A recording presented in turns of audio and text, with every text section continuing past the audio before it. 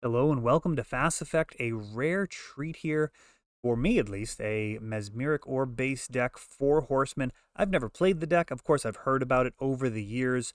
It's picked up some new cards in recent years, and the general idea there being Mesmeric Orb along with Basalt Monolith to have the ability to continually mill yourself out. You run an Emrakul in there, and then you get your Narcomoebas, which can then be used along with Lasting Station. You've got a Dread Return, so you can actually Dread Return Sharoom. There's a whole bunch of extra steps here for winning, but it is really fun when it goes off, and hopefully we get to see that here. Sneak Attack, on the other hand, very commonly played in the format, one of the most played combo decks at certain points, so I'm not sure how much of a percentage of the meta it takes up now. I'd imagine it's down a little bit. Take a peek here.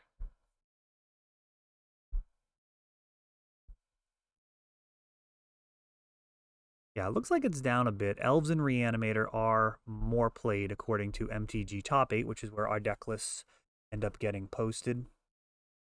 5% there compared to 3% in show. Ancient Tomb seems to have kind of won the popularity contest with City of Traders currently, and I don't believe it's anything to do with the price tag. We've got Force of Will stopping a show and tell. That would have been absolutely lethal most of the time. Kind of the worst thing that Sneak and Show can do is show and tell in an Emrakul, which is pretty wild when you think about it, because it tends to be the thing that new players gravitate toward immediately. They're like, oh, you mean you could just like show and tell in an Emrakul? And it's like, that actually doesn't beat that many legacy decks, which is crazy. Typically, you're going to be looking to put in a sneak attack and give an Emrakul haste. That's great. Or get in a Gristlebrand and draw a ton of cards and win from there. But just putting out the lone Eldrazi, he's surprisingly answerable despite not being able to be targeted by instants or sorceries. Now we've got Solitude that can take him out. Karakas has always been a problem. Any type of Edict effect, whether it be Liliana of the Veil, the new Sudden Edict, which isn't seeing any play yet. Very dangerous card.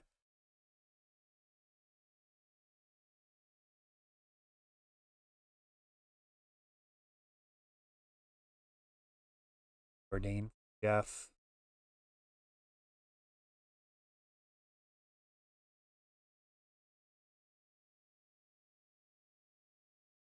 For blue mana. Pair of Ancient. Not sure if I elaborated on the point. City of Traders and Ancient Tomb. What I was going to say is I believe Daze is really culprit there. Dazing when you've got like City of Traders and an island out is just a absolute disaster. Makes it really difficult to get to or sneak attack mana. Show and tell, of course, still doable as you can tap your city and play your land. They'll have access to 3 mana, but leapfrogging up to 4 mana requires a Lotus Petal at that point, and you'll pretty much never get to the point where you have 5 mana being able to activate your sneak attack, which is often what you want. Sir Conrad, not a card that you expect to play against in Legacy. Whenever a creature card goes into the graveyard, going to do 1 damage to each opponent. So if Noah can get a Basalt Monolith, it will be very much game over. Even with just the Emrakul left in the deck, you'll be able to loop that repeatedly. Really just needs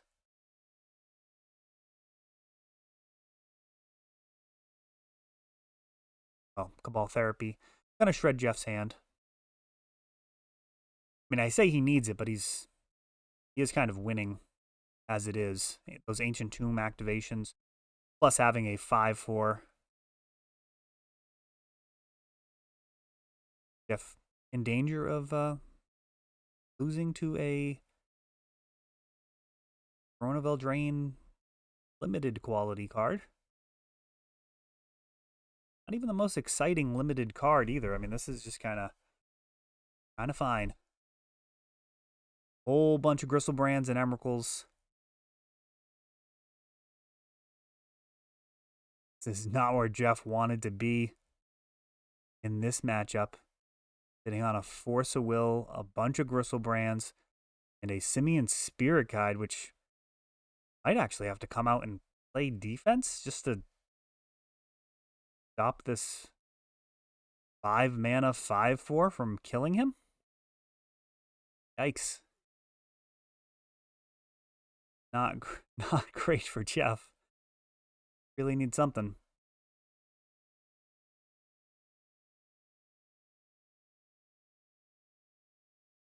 Four Horsemen introduces some interesting judge questions. Simian Spirit Guide getting in there. And got some milling happening. Quality mills getting a Cabal Therapy and a Narcomoeba. All sorts of milling happening because of the Mesmeric Orb. Log triggering. Be careful about those previously used Cabal therapies.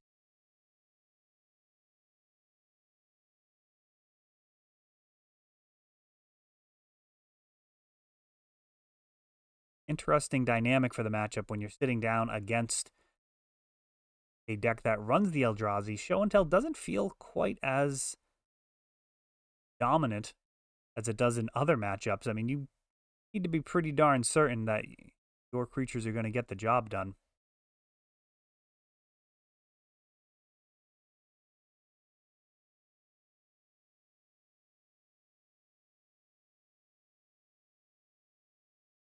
Life totals dwindling.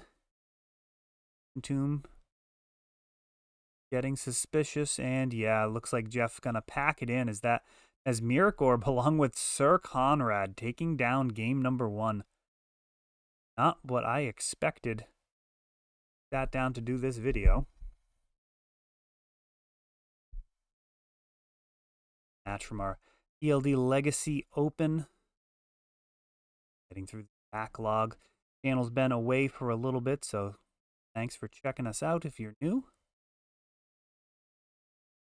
Some help in the subscriber column. Love to get up to 2,500 subscribers this year. Seems very doable. With your support, spreading the word about the channel.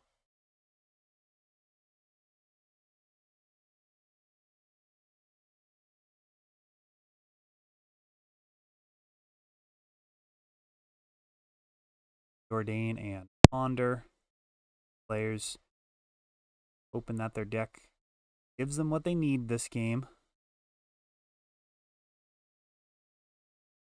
Combo decks are a lot of fun, but sometimes, like we saw last time, looks like they're not even cards from the same card game. Sitting with 3 Gristlebrands in hand with no black mana to cast them. I mean, it just absolute bricks. When it comes together, it is a lot of fun. Able to do incredibly busted things, typically winning right on the spot.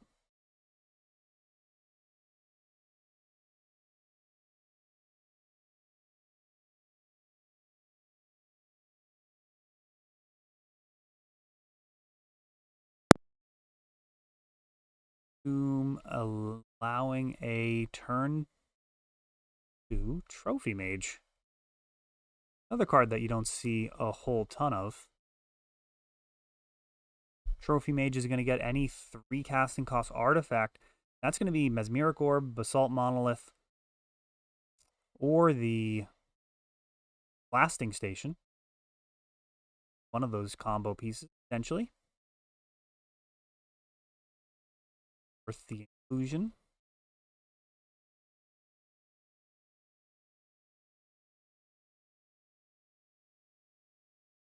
I feel like Ancient Tomb within the deck certainly has the most synergy, as you don't want to be counterproductive with your dazes. There's a sneak attack.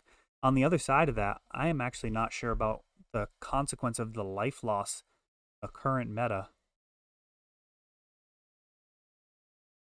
Oh, am I wrong about Mesmeric Orb?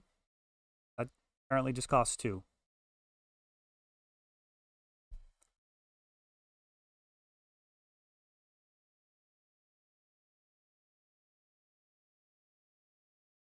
Oh, so Trophy Mage is just getting Basalt Monolith then?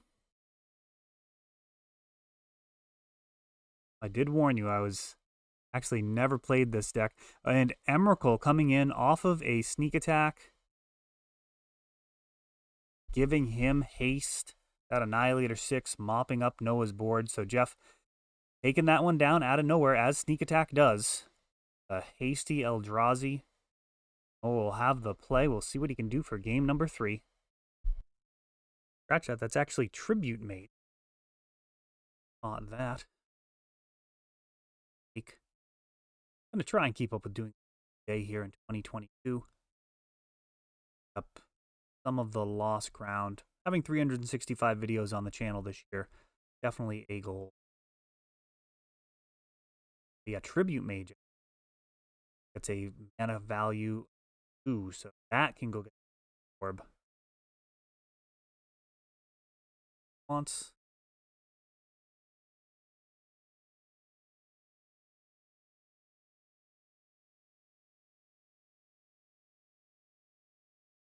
Boom. There's the Basalt Monolith. Key card here in game 3. Now, isn't able to just use that mana. Some good news for Jeff. Could be a lot worse.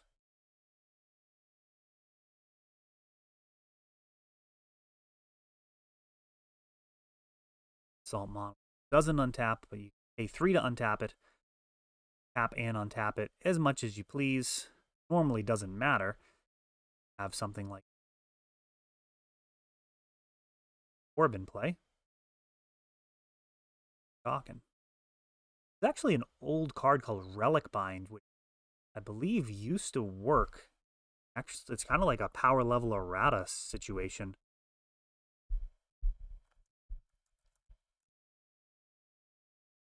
Whenever target artifact an opponent controls becomes tapped.